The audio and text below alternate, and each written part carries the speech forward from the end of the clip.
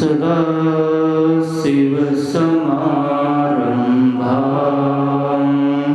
शङ्कराचार्यमध्यमाम्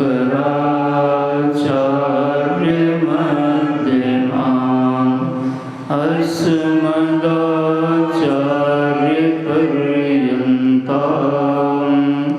वन्दे गुरुपरम्पराम्। श्रुतिस्मृतिपुराणानाम्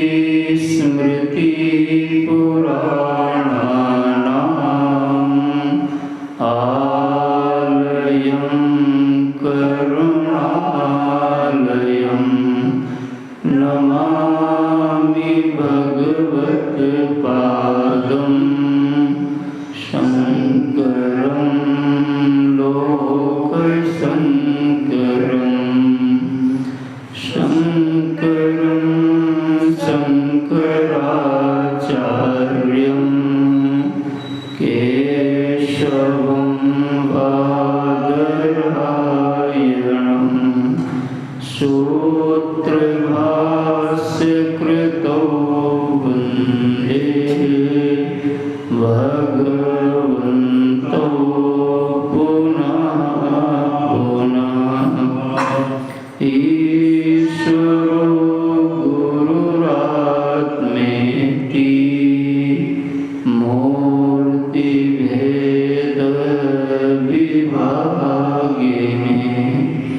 व्योमवद्व्याप्तदेहाय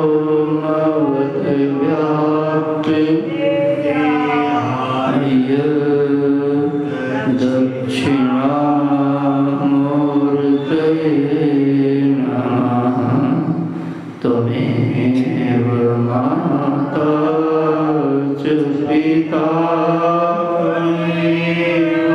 त्वमेव बन्धुश्च सखा त्वमेव विद्या द्रविणं त्वमेव सर्वं मम देव त्वमेव सर्वं मम देव। भगवान गौरी शंकर की महती करुणा कृपा से यह स्वाध्याय सत्र, जिसके आज हम सब तृतीय दिवस पर मिल रहे हैं, संपूर्ण शास्त्रों में यह देखा गया कि कोई भी जीव बिना सुख के नहीं रह सकता,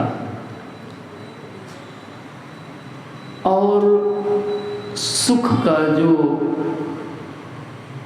केंद्र है, सुख का जो एड्रेस है, वो जीव को भोग में मिलता है। यानी इस बात के लिए साधना करने की जरूरत नहीं है। यह नैसर्गिक नियम है कि जीव भोगों की ओर जाता है। दरअसल भोगों की ओर जीव नहीं जाता, बल्कि सुख के लिए भोगों की ओर जाता है। चूंकि उसको सुख मिलता है, इसलिए उधर वो जाता है। और यह एक ऐसा नियम है जिस नियम को कोई तोड़ नहीं सकता तब तक, जब तक उसको सुख का कोई और स्थान दिखाई ना पड़े, मिले ना। चूंकि जीव को भोगों में सुख मिलता है, इसलिए जीव भोगों की ओर सहज प्रवृत्त देखा जाता है। ये भोग क्या है, हम आप इन विषयों पे चिंतन करेंगे। अभी इतनी ही बात समझें कि अज्ञान दशा में यह जो हमारा अहम सत्ता है, यह अज्ञान के कारण दो प्रकार से भाषित होता है, एक अहम रूप में और दूसरा इदम रूप में।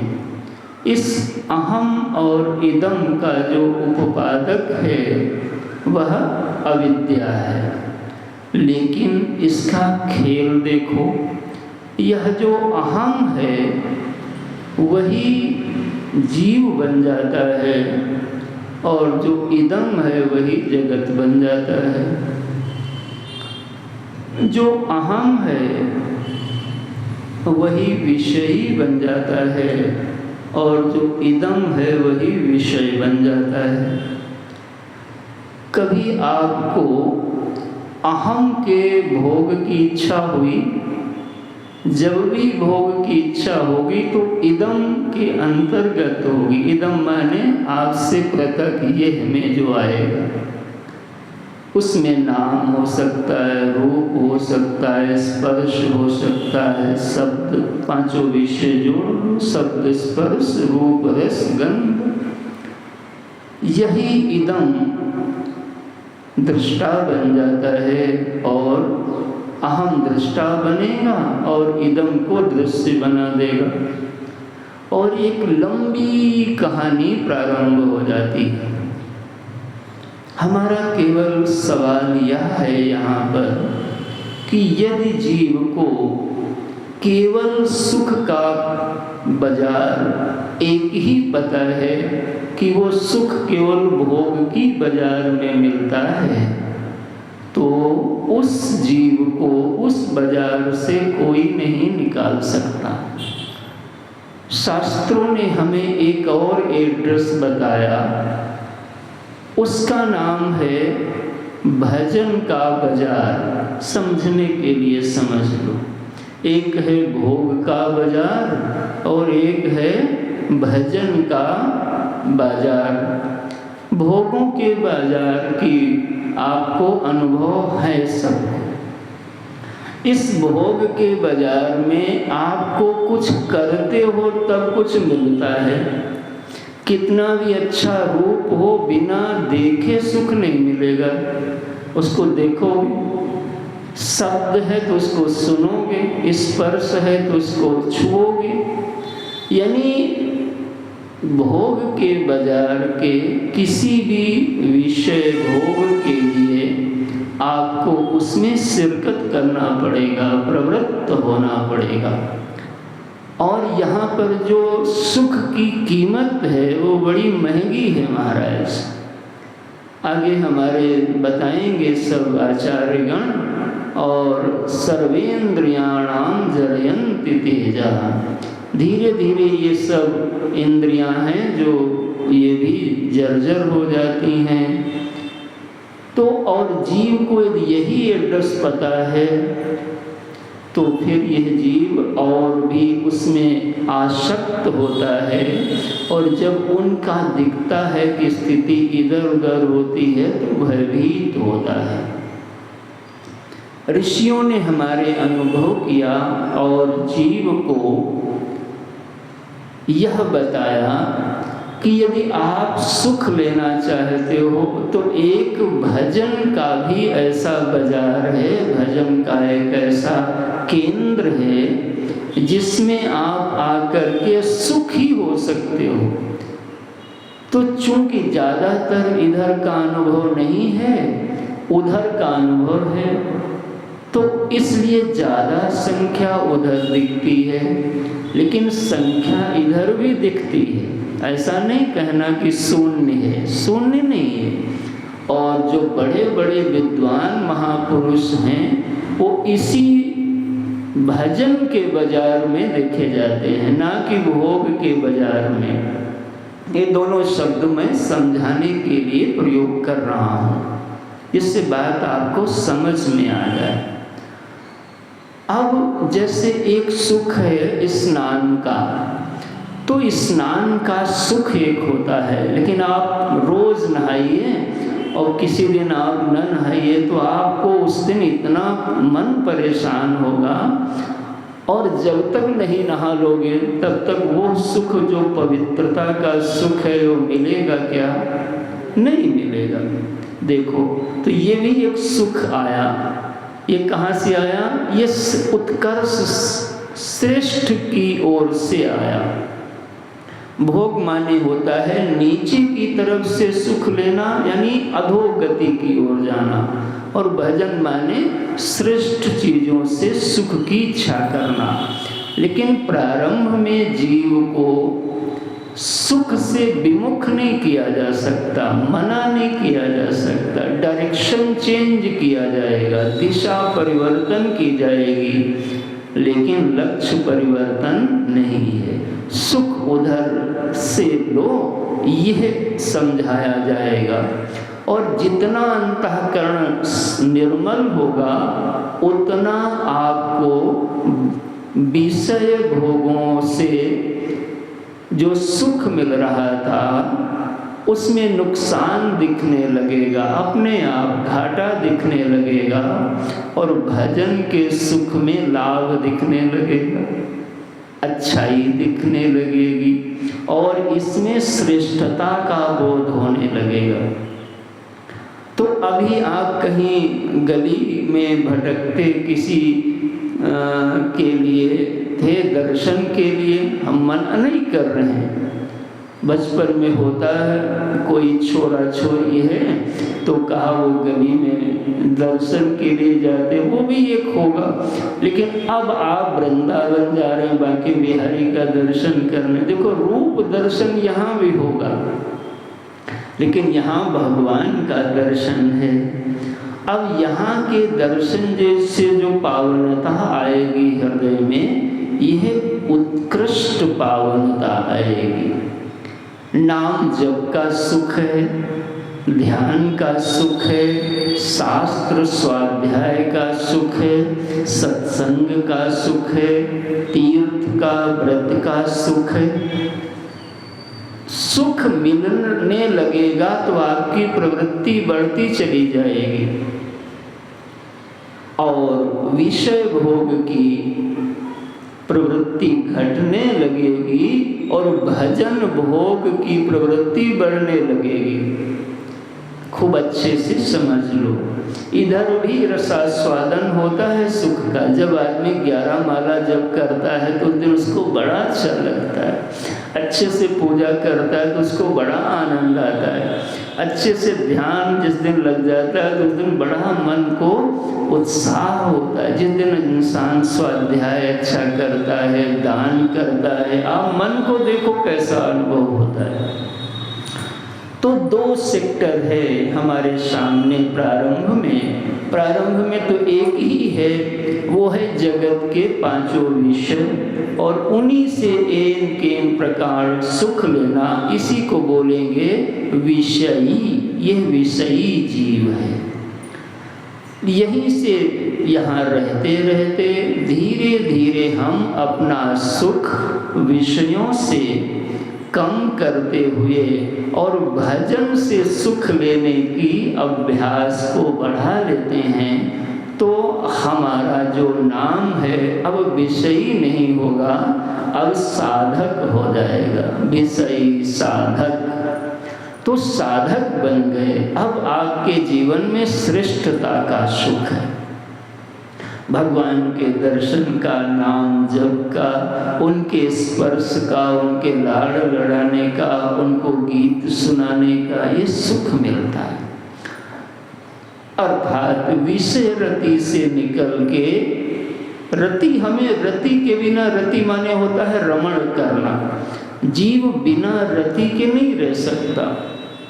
विषय रति से निकल करके अब राम रति, कृष्ण रति, शिव रति, और अगर सूक्ष्म साधक है तो आत्म रति में अब उसको रस आने लगता है। तो ये जो परिवर्तन हुआ, यह साधक का जीवन का परिवर्तन हुआ। और ऐसा जो साधक है वह अब अपना समय का जो मात्रा है, लगन की मात्रा है, वह इस क्षेत्र में बढ़ाने लगता है। जप में समय और निवेश करता है, ध्यान में और करता है, शास्त्रों में और करता है, सद्गुरु सेवा में और करता है। तो जैसे जैसे इधर समय का, शक्ति का, चीज़ों का आप निवेश बढ़ाएंगे, वैसे वैसे आपके भीतर साधकत्व का जन्म हो जाता है।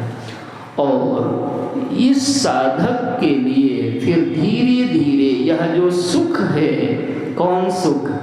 राम रति वाला, कृष्ण रति वाला, पूजा का सुख, जप का सुख, यही सुख धीरे धीरे आपको आत्म तत्व के सुख तक ले जाएगा, ब्रह्म सुख तक ले जाएगा। यानी इस प्रारंभ यहाँ से है और वहाँ तक आपको ले जाएगा। तो यह परिवर्तन जिसके जीवन में है, तो साधक कौन है और विषयी कौन है, ये दो बातें मैंने आज आपको समझाया। जो सुख के बिना दोनों नहीं रहेंगे। सुख साधक को भी चाहिए और सुख विषयी को भी, दोनों जीव हैं। लेकिन कैसे उसमें अंतर करोगे कि जो संसार अभिमुख हो करके शब्द स्पर्श रूप रस गंध जगत से सुख, भोगों से सुख लेने का अभिलाषी है, उसी का नाम संसारी है, विषयी है। और जिसके मन में भगवान से, भक्ति से, साधना से, पूजा से, जप से, तीर्थ से, व्रत से सुख लेने की इच्छा है और लेता है, करता है, उसका नाम साधक है। तो ये अंतर समझ के अब जो विषयी है उसका इस ग्रंथ में प्रवेश नहीं होगा। इसलिए मैंने ये पृष्ठभूमि थोड़ी आपको दिखाई। यहाँ से जो साधक है उसकी यात्रा का शुभारंभ होता है। तो आइए हम आप ग्रंथ में प्रवेश करते हैं। उससे पूर्व ध्यान श्लोकों पर आज हम लोग ध्यान देंगे। तो एक बार पाठ पहले सभी लोग भाव से करेंगे। मौन व्याख्या प्रगटित पर ब्रह्म तत्वं युवानम्। मौन व्याख्या प्रगटित पर ब्रह्म तत्वं युवानम्। एक लय में चलो सभी लोग। मौन व्याख्या प्रगटित पर ब्रह्म तत्वं युवानम्। मौन व्याख्या प्रगटित पर ब्रह्म तत्वं युवानम्। वर्षिष्ठान्ते वसदृशि गणैरावृतं ब्रह्मनिष्ठैः। वर्षिष्ठान्ते वसदृशि गणैरावृतं ब्रह्मनिष्ठैः। आचार्येन्द्रं करकलितचिन्मुद्रमानन्दरूपम्। आचार्येन्द्रं करकलितचिन्मुद्रमानन्दरूपम्। स्वात्मा रामं मुदितवदनं दक्षिणामूर्तिमीडे। स्वात्मा रामं मुदितवदनं दक्षिणामूर्तिमीडे। वटविटपसमीपे भूमिभागे निषण्णम्।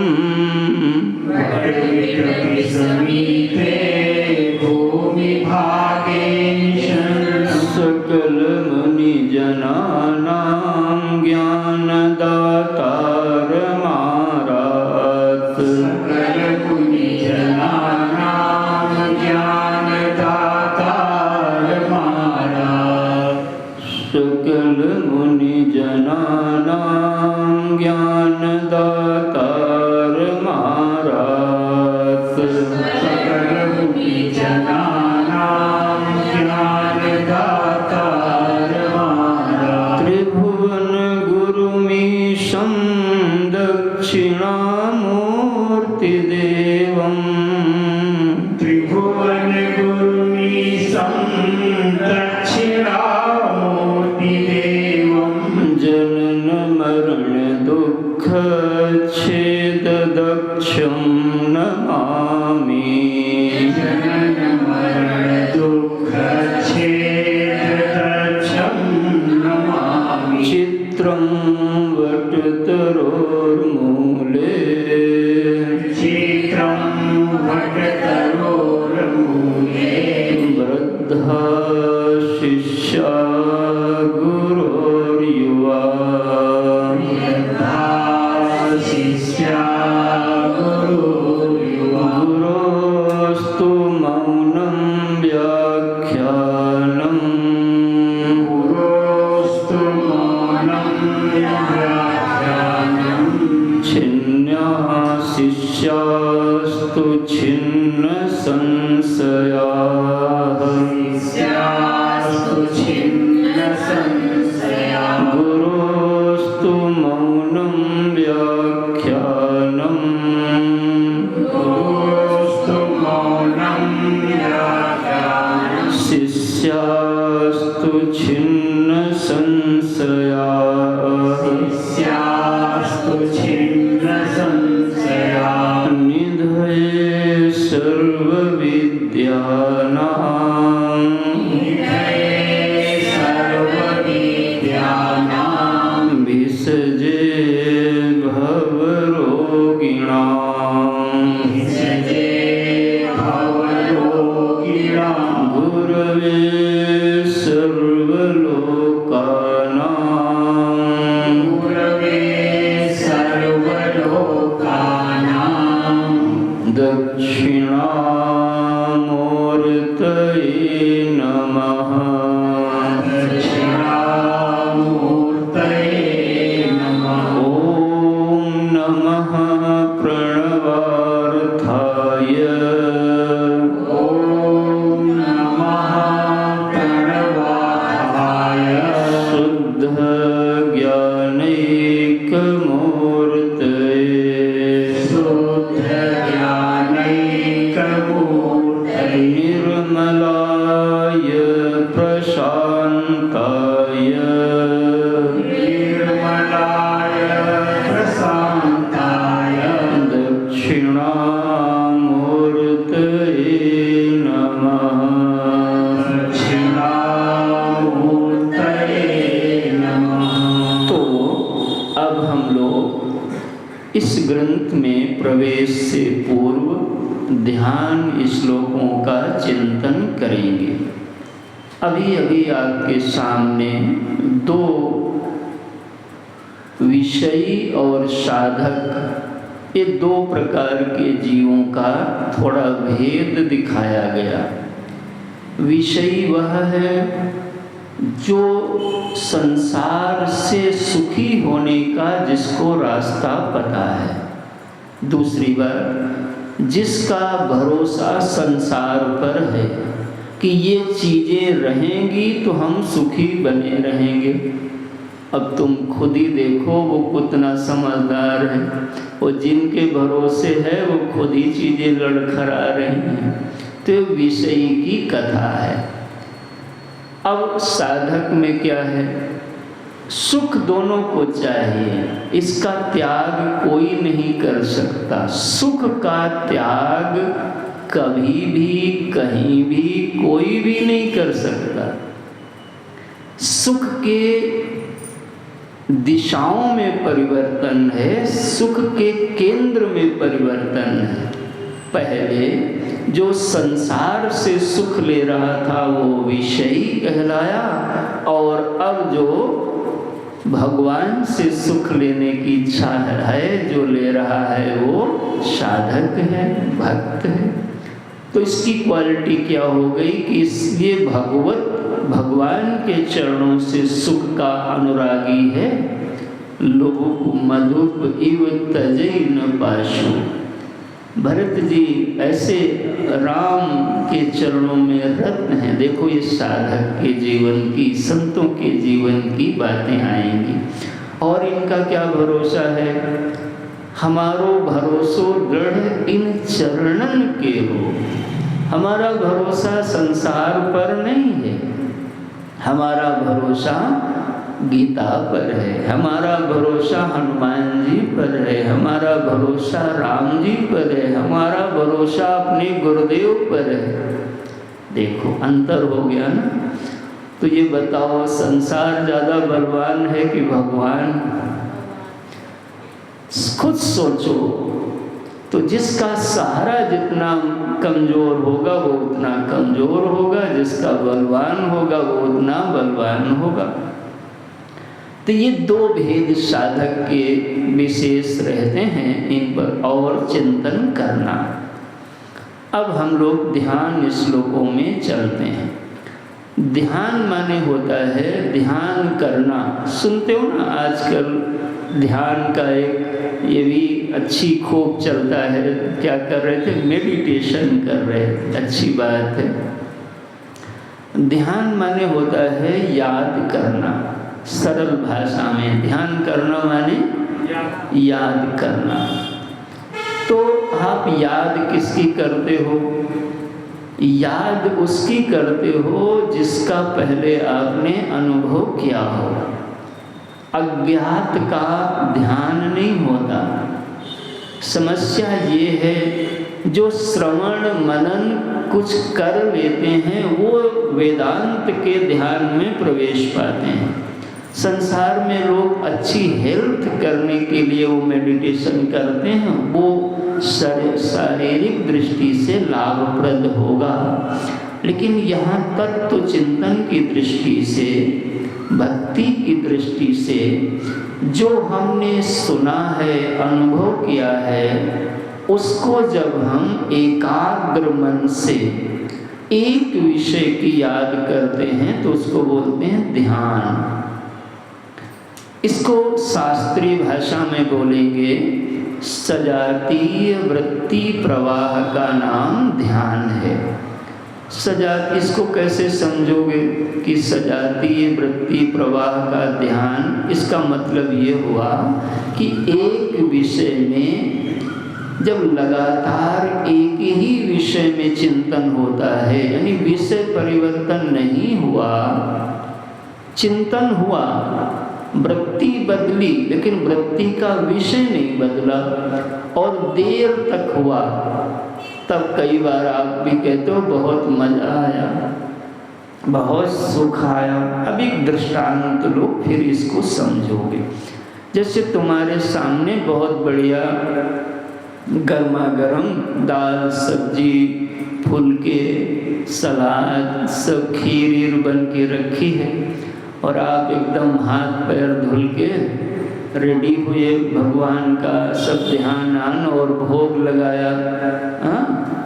एकदम सोचा कि अब प्रसाद पाते हैं, तो अब आपका किधर किसकी याद आ रही है? उस समय आपको याद भोजन की आनी है। उस समय आपके सामने कौन है? भोजन है, फुलके हैं, उनको आप गौर से देख रहे हो, दाल को देख रहे हो, सलाद को देख रहे हो कि नहीं देख रहे? अगर ठीक से नहीं देख रहे हो तो फिर उसका जो भोग है वो हो ही नहीं पाएगा।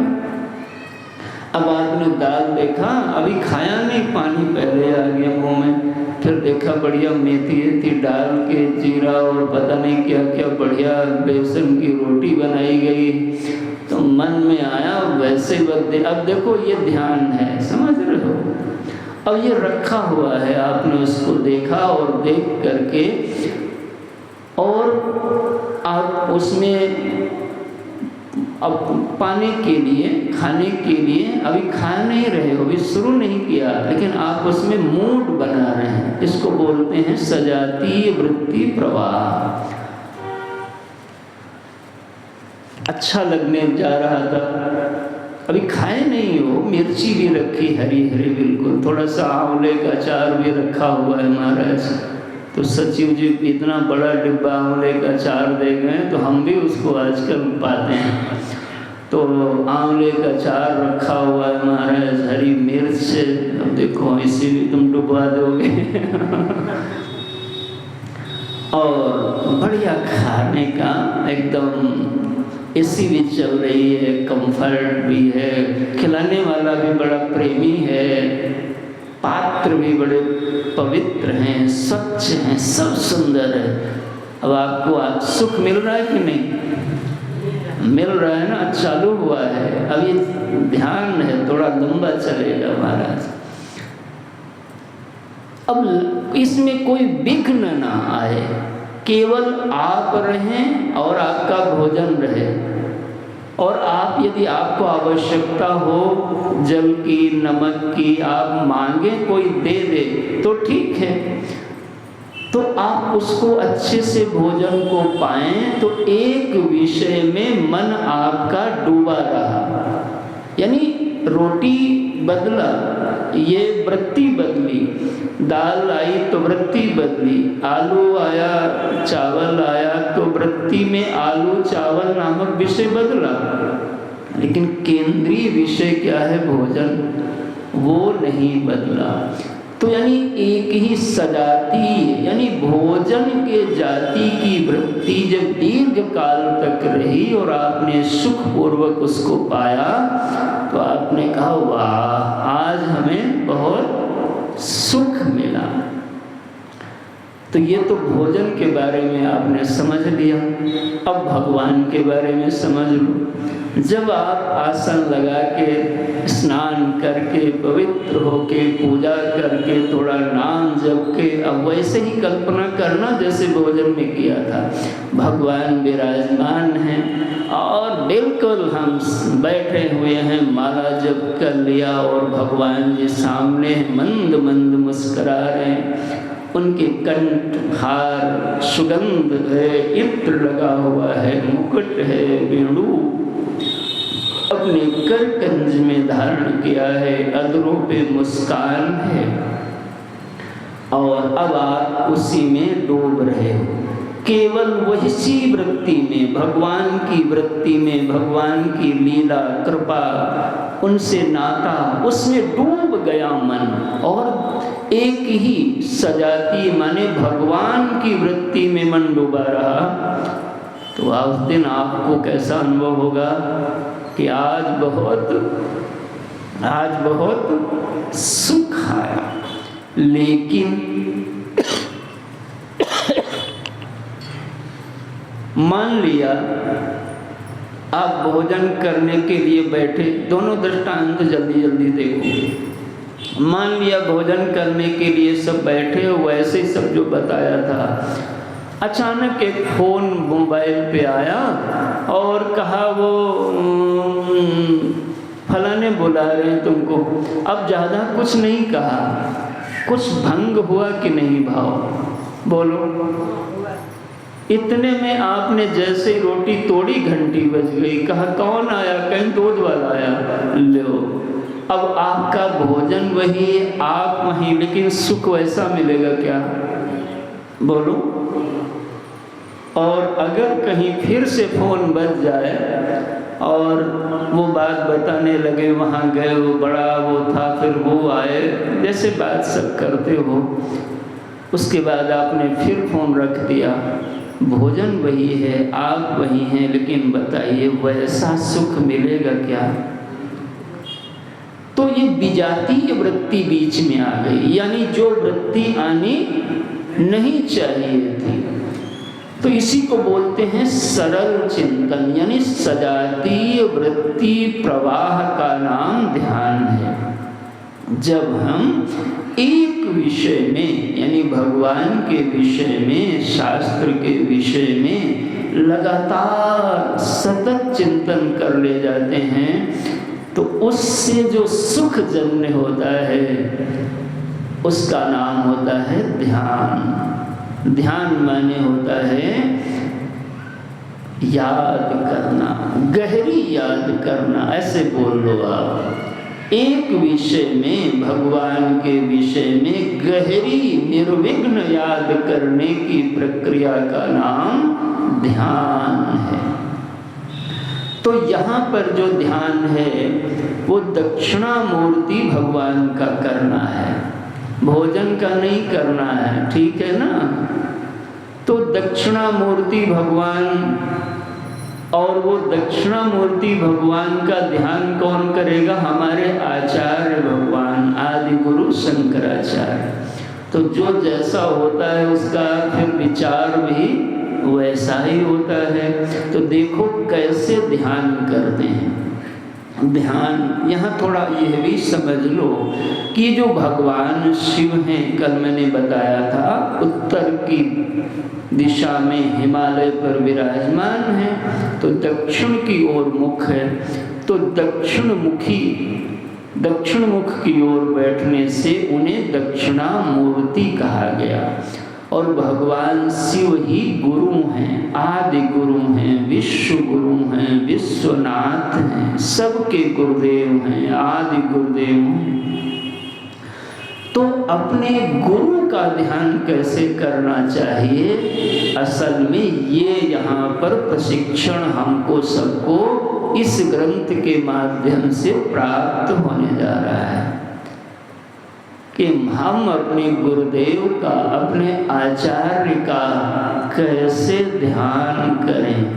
और जो जिसका ध्यान करता है फिर वो ध्यान में बना रहता है। और आपने जैसे सुबह उठते ही दुश्मन का, किसी लड़ाई झगड़े वाले का ध्यान कर लो तो मन भी कई बार खिन्न हो जाता, क्या ये याद आ गया फलाना। लेकिन याद आ गया तो तुम्हारे चित्त में कूड़ा आया कि नहीं आया, और फिर उसको भले ही फेंक दो लेकिन चिन्ह तो चिपक जाता है साहब। तो यहाँ गुरु रूपी जो आचार्य, गुरु रूपी जो शिव भगवान हैं, उनका हमें ध्यान करना है। देखो कैसे हैं हमारे गुरुदेव। अब बैठे किधर हैं? हिमालय पे दक्षिण दिशा में हैं और ध्यान करना है। तो सबसे नीचे की तरफ चलो, इस श्लोक में चौथी लाइन पे ध्यान दो। स्वात्मा रामं मुदित वदनम दक्षिणामूर्ति मीडे। मैं दक्षिणामूर्ति भगवान की स्तुति करता हूँ, वंदन करता हूँ। इन्हें माने उन्हें वंदन करता हूँ, स्तुति करता हूँ। किसकी? जो दक्षिणामूर्ति गुरुदेव हैं। कैसे हैं वो गुरुदेव आपके? तो कहा मुदित वदनम। आहा, कैसे हैं? उनका जो बदन है, ओहो कैसे लग रहे हैं, बड़े मुदित लग रहे हैं महाराज। आहा, निज कर डार नागर पुछाला, बैठे सहजहि शंभु कृपाला। आहा, मानो यहाँ से पूज्यपाद गोस्वामी जी ने हमें लगता खींच लिया दृश्य। कैसे सुंदर लग रहे हैं। आहा, देखना भी मुदित वदनम। उनका जो वदन है, जो वाह झांकी है, वाह छवि है, वो बड़ी मन को हर्षित करने वाली है, सुख देने वाली है, रुग्ण नहीं है, हाँ जीर्ण शीर्ण नहीं है। कैसे हैं? मुदित वदनम। अरे थोड़ा तो क्या ग्रंथ नहीं है? मुदित वदनम। अच्छा, मुदित वदनम तो कहा मुदित हैं तो कुछ क्या, हम तो मुदित तब होते हैं जब कुछ समोसा मिल जाता है। हम जब विषयों का भोग करते हैं तब थोड़ा मुदित होते हैं। तो कहा नहीं, ये भी भोग किए हुए हैं कस के। तो कहा विषयों का? तो कहा नहीं, स्वात्मा रामम। ये स्व आत्म जो इनका है, यानी अपने आप में भरे हुए हैं, छकाछक आनंद भरा हुआ है, लबालब स्व माने अपने, कहीं दूर नहीं, किराए पे नहीं लेना। और इनके बारे में जानते हो, इनको कोई मौत की नानी भी नहीं छू सकती, और माया की अम्मा भी नहीं छू सकती। भाई माया जी यानी भगवान की शक्ति हैं, तो देखो उनको कैसे छुएगी। ये क्यों मुदित बदन है, समझ में आया आपको? क्योंकि ये स्वात्मा रामम, स्व आत्म सुख से तृप्त हैं। स्वात्मा रामम मुदित बदनम दक्षिणामूर्ति मीडे। ऐसे जो आनंद में, आत्मानंद में, स्वरूपानंद में, स्वाराम में, ऐसे बोलोगे मुदित वदन हैं। अच्छा कैसे हैं महाराज? इनका ये तो बाहर से तो कुछ आचार्येंद्र, ओ ये जो हमारे ध्यान है, ये पूरा ये जो हमारे गुरुदेव हैं, ये आचार्य नहीं बल्कि आचार्येंद्र हैं, आचार्यों के इंद्र हैं। यानी आचार्यों की श्रृंखला के सुमेरु हैं, सिरमौर हैं, आचार्येंद्रम। ओहो, यानी बड़े सुंदर आचार्य हैं, प्रवीण हैं। और क्या कैसे लग रहे हैं? कर कलित, कर जो है ना वो बड़े ललित, यानी बड़े सुंदर उनके हाथ हैं। देख करके उनके कर कंज को बड़ा सुख मिलता है। कर कलित, तो कर को कैसे धारण किया है? का चिन्ह मुद्र आनंद रूपम। ये जो हाथ उनके हैं उसको चिन्ह मुद्रा, चिन्ह मुद्रा माने होता है ज्ञान की मुद्रा में। कई बार हम देखते हैं ध्यान में, तो हमारे यहाँ भी जब ध्यान कभी शिविर में कराते हैं तो लोग कुछ बैठते हैं ऐसी चिन्ह मुद्रा में करते ना। जानते हो क्या होता है? हाँ क्या? हम बोलो भाई, कोई बोल सकता है? ज्ञान की मुद्रा में बैठे। हाँ बताओ। हाँ, तुम तो बैठ गए, हम पूछ रहे इसका मतलब क्या है? नहीं जानते। ज्ञान मुद्रा क्या होता है? ये ज्ञान की मुद्रा है। तो कई बार लोग बस ज्ञान की मुद्रा बना लेते हैं, समझते हैं ज्ञान मिल गया। मुद्रा मतलब मुद्रा का मतलब होता है भाषा।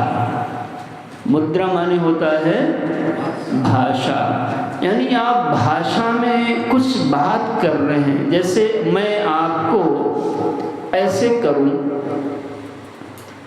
और जब नृत्य होता है तो उसमें मुद्राएं होती हैं, समझ रहे हैं ना? तो वो नृत्य की भाषा है, नृत्य की। वैसे ये जो चिन्ह मुद्रा है ये ज्ञान की भाषा है।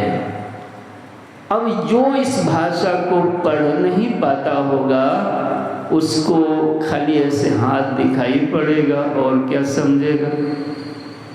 हमने भी शायद इस पे चर्चा नहीं की होगी, की कभी नहीं।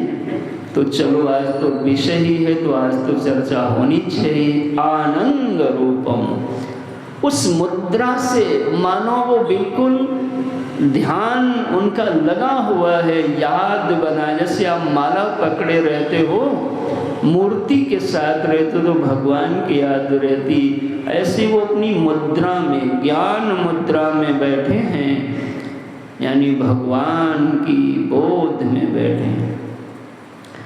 चिन्मुद्रमानंद रूपम, चिन्ह मुद्रा ये क्या होता है? इसका सरल नाम है ज्ञान मुद्रा।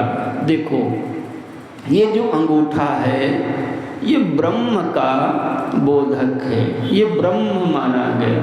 क्या है? ब्रह्म, यानी सबसे मजबूत यही है ब्रह्म। और ये जो उंगली है ये जीव मानी गई। तो जीव हमेशा बाहर की ओर ही ज़्यादा बहिर्मुखी होता है, तो ये उंगली हमेशा जब देखो तो ऐसे ही निकलती है ना, दूसरों की ओर जाती। ये जीव हो गई और अंगूठा हो गया ब्रह्म। तो ज्ञान अज्ञान में जीव और ब्रह्म अलग अलग, और ज्ञान में जीव और ब्रह्म एक होते हैं। तो चूंकि हमारे जो गुरुदेव हैं वो आचार्येंद्र हैं और सब चीज़ों के प्रबोधक हैं, तो वो जीव और ब्रह्म के एकत्व में हैं। ये देखो मिला दिया, जीव और ब्रह्म एक हो गया। तो कहा ये 3 उंगलियां कौन है? तो कहा यही तीनों देवी हैं। अब नवरात्रि में तो आप बुलाओगे तब सुनाऊंगा, अभी संक्षेप में समझ लो। यही त्रिदेवी हैं, अर्थात ये माया के 3 रूप हैं। इसमें जो जीव के सबसे निकट, इस जीव और ब्रह्म की एकता के लिए जो सबसे सुंदर स्थिति बनाता है वो है सत्व गुण। इसलिए ये उंगली सत्व गुणी है, बीच की बड़ी हो, तुम्हारे जीवन में सत्व गुण बड़ा हो, सुख मिलेगा, विवेक मिलेगा। ये सत्व गुण की उंगली समझ लो। सत्व गुण से नीचे दूसरी रजोगुण समझ लो, ये रजोगुणात्मिका, और तीसरी ये तमोगुण, यानी आलस से सोना थोड़ी देर, उससे ज़्यादा काम करो और उससे ज़्यादा विवेक भजन करो। तो समझ में आ गया। रजोगुण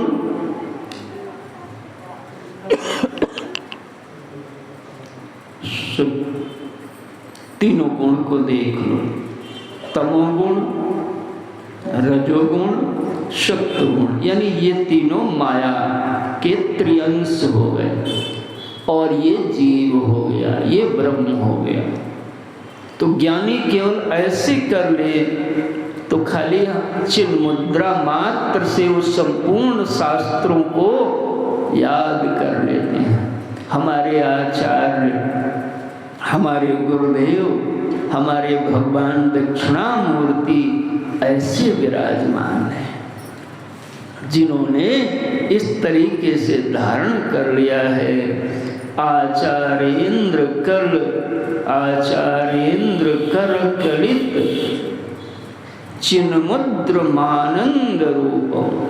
अच्छा महाराज, तो ऐसे गुरु भगवान विराजमान हैं।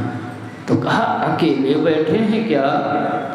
तो कहा अरे अकेले नहीं हैं, वरिष्ठान्ते, बड़े बड़े, छोटे मोटे नहीं, हाँ अरे गहरे लोग नहीं, वरिष्ठान्ते, बड़े बड़े तपस्वी, साधक, मनस्वी, सिद्धजन, ऋषि गणई, आवृतम, आवृतम माने होता है घेरे हुए, गुरुदेव के चारों तरफ साधकों का, चिंतनशील मुनियों का ब्रह्मनिष्ठ एक समाज बैठा हुआ है।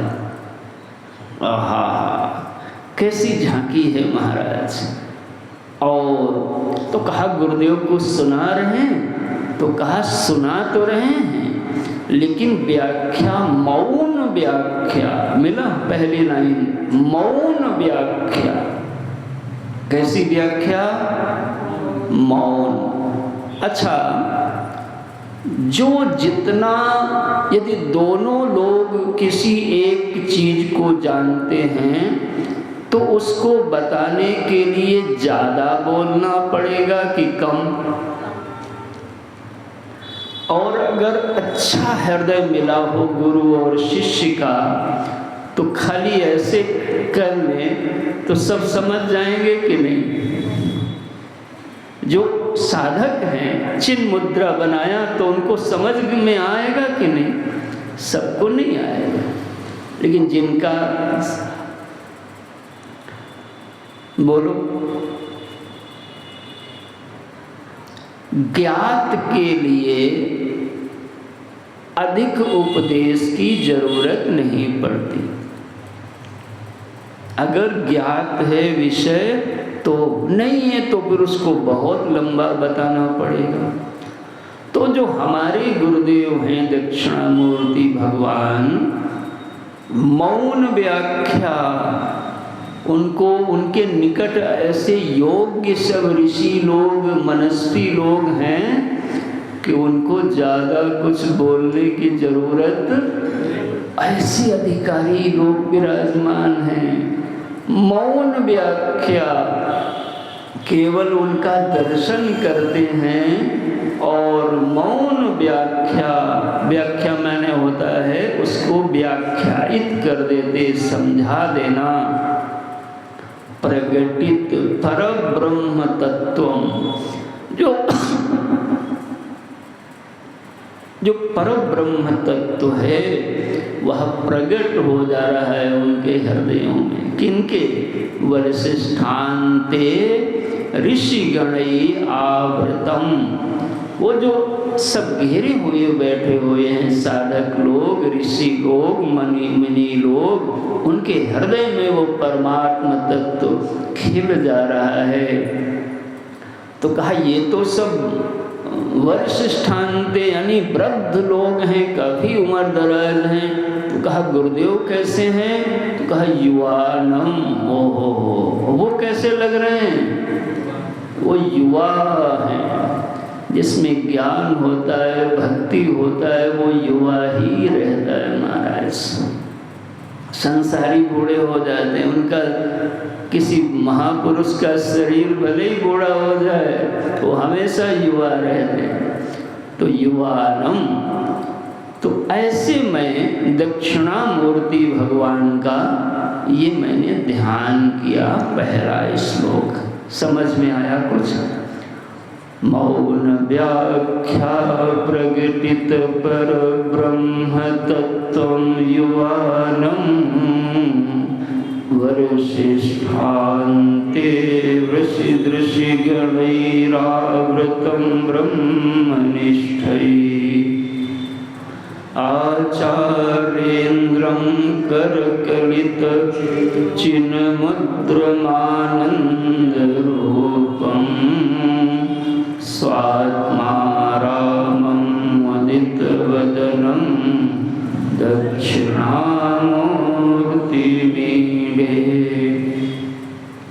दूसरा श्लोक, कहाँ बैठे हैं?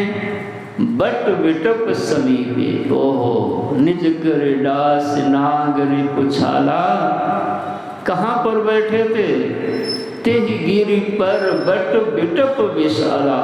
ओहो, बट वृक्ष के नीचे भगवान बैठते हैं। गुरुदेव बट वृक्ष के नीचे बैठते हैं। बट माने विश्वास का वृक्ष। जो विश्वास के वृक्ष की छाया में बैठा है वही भक्त है, वही साधक है, वही सिद्ध है ना राम जी? तो क्या चिंता, सिर पर सीताराम, फिकर फिर क्या करना। संसारी मन घबराता है, राम भरोसे जो रहें पर्वत पर हरियाएं। तुम लोग इधर उधर मत हमें खींचो भाई, नहीं तो फिर विषय से हट जाएंगे, है ना। तो दूसरा श्लोक, कहाँ पर बैठे हैं दक्षिणामूर्ति गुरुदेव?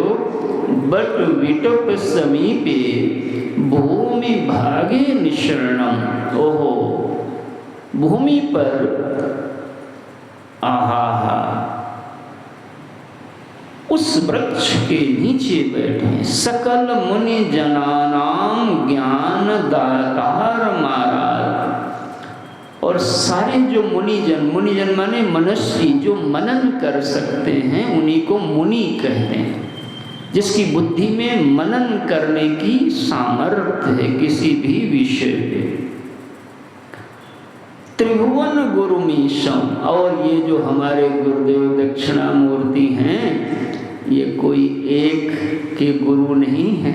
त्रिभुवन तुम त्रिभुवन गुरु वेद बखाना। अरे बोलो रामायण जी तो याद, उनके बिना तो कहाँ प्रवचन पूरा होगा। तुम त्रिभुवन गुरु, देखो ये पूज्यपाद हमारे गोस्वामी जी महाराज हैं।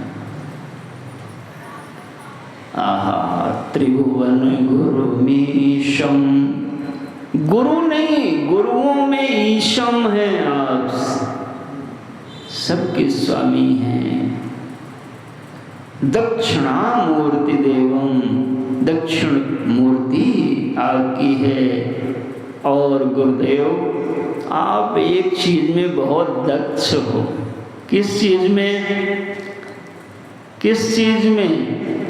जनन मरण दुख उच्छेद दक्षम।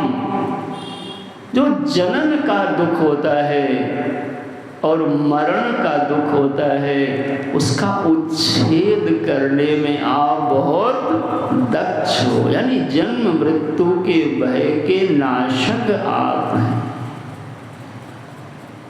पुनरपि जननम पुनरपि मरणम पुनरपि जननी जठरे शयनम।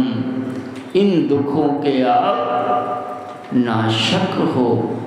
जनन मरण दुखच्छेद दक्षम नमामि। आपको गुरुदेव मैं नमन करता हूँ, प्रणाम करता हूँ। ये ध्यान शिष्य के लिए है।